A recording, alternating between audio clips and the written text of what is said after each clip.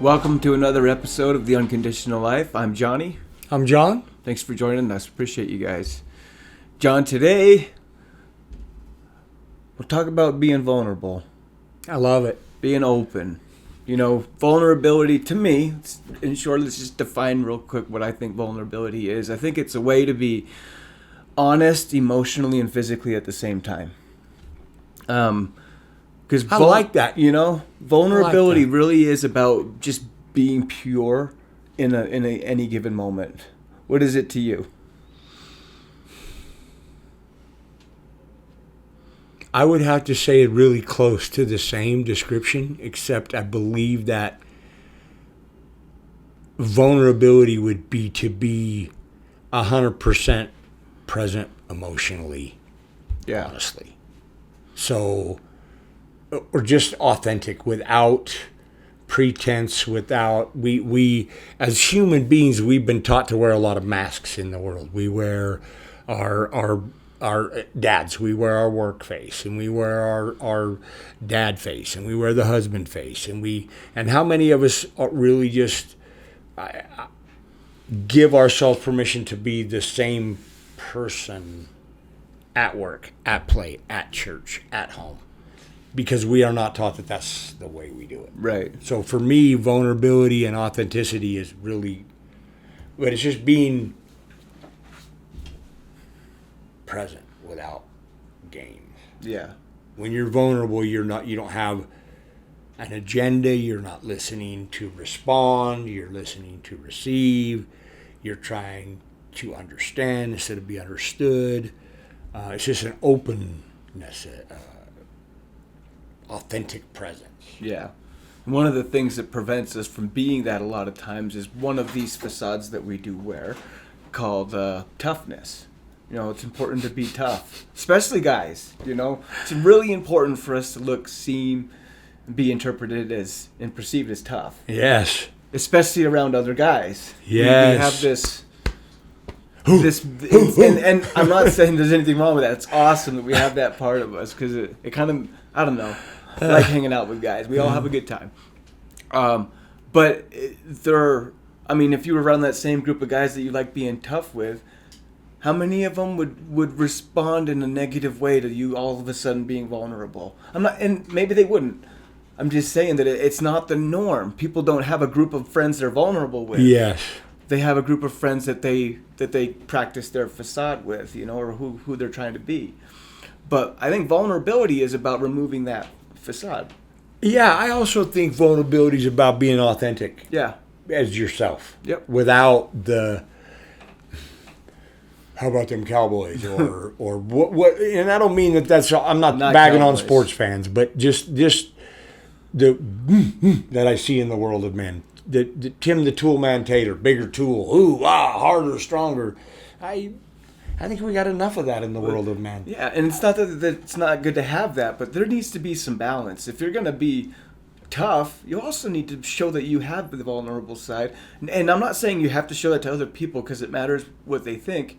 It matters what you think, and you need to experience that side of yourself.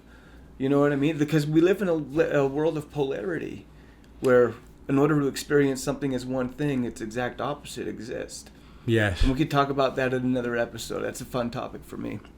But I think a facade is finding your own vulnerability and authenticity as they roll together, it seems like, is about finding your own personal story and staying true to it.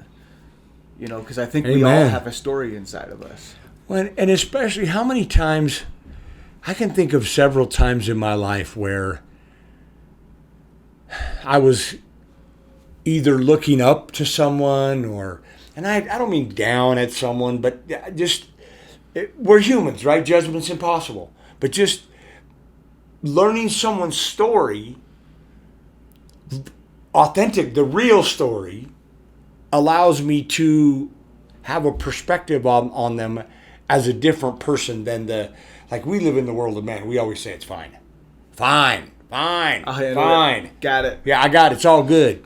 Brad talked about that. We just interviewed Brad. He talked about men being loners. We the older we get, the more we regress into that. And I mean, when was the last time you were with a group of buddies and you said, dude, what's going on? He said, well, you know what? Home life ain't so good right now. Me and Mom are going through it. Oh, never. Never. You're always like, oh, things are great. Oh, things are good. Let's talk about football. And I'll tell you, a few years ago, I had a really good friend of mine who, he's a good friend of Brad's too. And I had a conversation with him on Sunday. And he said he was fine. He shot himself on Monday. And I had a hard time with that for a long time. Because I couldn't let it go. Did I not ask enough questions? How did I miss it? It wasn't my fault. It's the fault in the fact that men aren't safe to talk to each other when they're broken. Yeah. And I would say that being vulnerable is really important, the willingness. Because all of us have been broken before. All of us can relate to what it's like to not know what to do next. But when you are, I still remember, I wish I could go back. What did I say wrong? How did I do it? And we've all had that moment. But vulnerability is the willingness. This is a good dude I thought was open and authentic, but he hid the one thing that we could have helped him with. Yeah. Hey, I'm struggling. I think I'm struggling with money. I don't know what it is, but like, why aren't we safe to say that? I'm not saying that women got it all figured out, but guys, we shoot ourselves 3 to 4 times more than women do. Guys, there's something wrong with that statistic. And I think you also grazed on, probably more than grazed, dug real deep into the reason why so much of that exists. Look, most of those feelings that escalate and evolve into you wanting to do some sort of harm to yourself come from suppressing those vulnerabilities, keeping them undercover, keeping them to where nobody, and having the mentality, nobody understands me, so why would I say it? They're not going to understand. And that's fine, but you got to realize it's not necessarily about the other person understanding you. It's about you releasing and not building up like a tea kettle to where you want to go and do something like that. Especially with men, it's not safe. It's true. Like in the world of men, it's not safe to be weak or to be perceived as weak. And unfortunately, vulnerability and authenticity and emotion can be perceived as weak. And I would pose to you that it's actually a superpower to be able to be connected to your emotions, to your feelings. I know that I work better when I listen to my gut feelings, not my head. Every time I listen to my head, I get in trouble. Overthink it, overanalyze, I get angry, I get frustrated, I get in a hurry. When I'm in my heart, when I'm doing what feels right, when it feels good in my guts, I'm in the flow, I'm vulnerable, I'm authentic, I'm connected, and I really don't give a crap what somebody thinks of me. Most people want to live that way, but the status quo prevents people from being that. You got to look like this. You got to say it like this. You got to don't let them see us way. Expectations that and it's not anybody's fault. No. They're just all the agreements we've made along the way, evolving to where we are now as humanity. All those agreements need to be re-looked at and changed, because most of us are ready for that new way to be. Most of us are looking for that connection. Most of us are already at that point, but the status quo hasn't caught up or changed to be able to stop looking at everybody else on the planet as the enemy or somebody who wants more land, oil, gold, power, and start looking at everybody as we're one humanity. That's what the world wants, but the status quo isn't letting it evolve yet. And I think that's the great battle you're seeing in the world right now. It's not necessarily darkness versus light or good versus evil. I think it's people that want things to change up against the status quo or the way things are. And that's what we're doing. And the funny thing is just because things are the way they are doesn't mean that's the way they should be. Right. And that's everybody, I think, is becoming awake to that and waking up to that truth. I think you're right. I love this topic and this idea of vulnerability. And like, a long time ago, I realized the number one reason most of us don't get what we want out of life, because we never even really figure out what it is.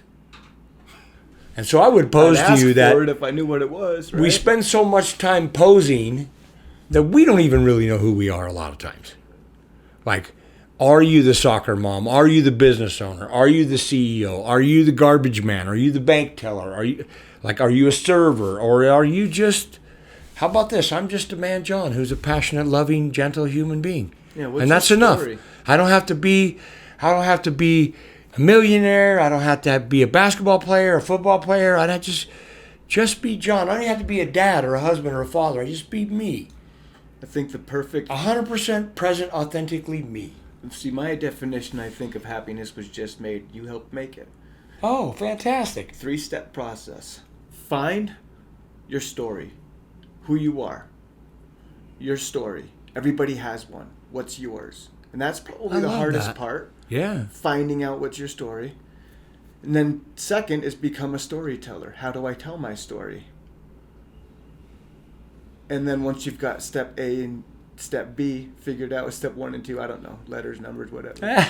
3 is finding a way to manifest that. What is your favorite thing to do? How are you going to tell that story? I love it. Finding the story, how you want to tell your story, and a means to deliver it. 3-step process. A fun way to deliver it. Fun. I like that. Anyway, that's pretty cool. I remember I heard once sometime that your mess would be your message. And I bet that's beautiful. I bet you that no matter what you have gone through in your life, somebody else is stuck at the bottom of that mountain. And others going through it with you. And by your willingness to be vulnerable, to be authentic, and to share, like, especially we live in this world of the highlight reel. I mean, come on, guys. All the social media crap where we're only watching alleged perfection, it's not real. It's not real. How about authentic? I would love to see a Facebook post with a couple in tears saying, hey, we just had a balls out, biggest fight of our whole life and we worked it out. Instead of, oh, we're in Vegas eating the best food in the whole world. Because how much of your life is really that way? A lot of your life has tears in it, folks. A lot of your life hurts. And that's our whole purpose here at The Unconditional Life, is to get you back to be real. Keep it real. And that's what vulnerability is to me, is keeping it real. Keeping it honest. What's working? What's not working? Where are you broken? Because I'm not broken that way sometimes. And I need to know how you get through it. And that's where we're at. My last thing I just want to say, and then it's a good place for us to... This is a good topic. I really like this. I love it. Another word for authentic, vulnerable, is also unconditional. So that's one of the reasons why this is such an awesome topic, and we love talking about it. But that feeds into how we develop and evolve into somebody who lives an unconditional life. So I really appreciate that topic today. I love that. Yeah. Try it out. Find somebody you're safe with and be as real as you know how to be. It takes practice. I mean, we're taught to be guarded, to be phony, to try and make people like us. And you know what? One of my friends said to me one day, what if they don't like you anyway? And it just set me free. I mean, if you have to be somebody else for people to like you, they don't like you anyway. So I love us all. Let's all be as real as we can be. Keep it real. Find somebody that you trust and be as real and as raw and vulnerable with them as you can and see if they'll reciprocate. Let's try and change the way we work. I love you guys. Thank you. Have a beautiful everything. Appreciate you.